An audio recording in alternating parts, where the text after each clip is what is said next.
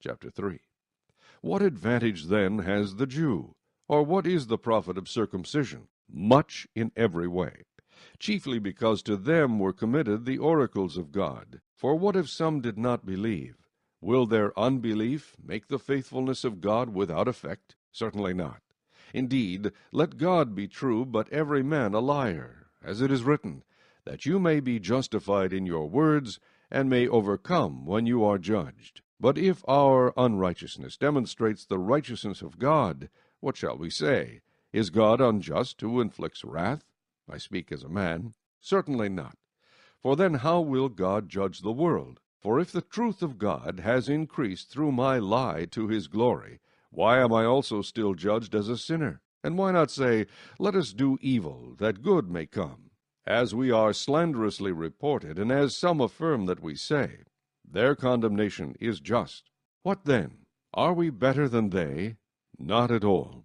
For we have previously charged both Jews and Greeks that they are all under sin. As it is written, there is none righteous, no, not one. There is none who understands. There is none who seeks after God. They have all turned aside. They have together become unprofitable. There is none who does good, no, not one. Their throat is an open tomb. With their tongues they have practiced deceit.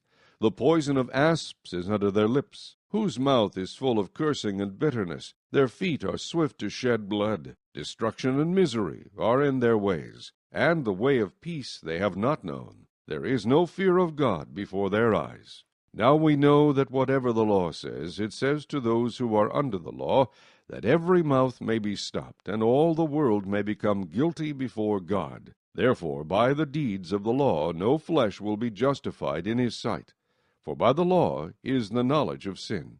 But now the righteousness of God apart from the law is revealed, being witnessed by the law and the prophets, even the righteousness of God through faith in Jesus Christ, to all and on all who believe.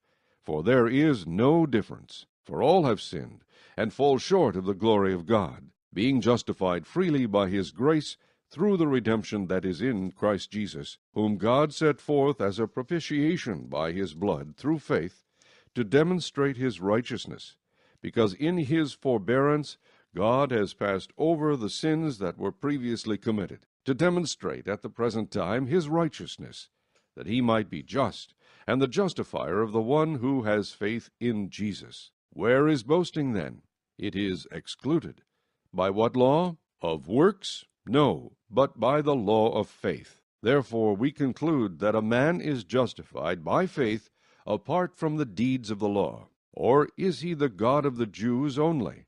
Is he not also the God of the Gentiles? Yes, of the Gentiles also, since there is one God who will justify the circumcised by faith, and the uncircumcised through faith. Do we then make void the law through faith? Certainly not. On the contrary, we establish the law.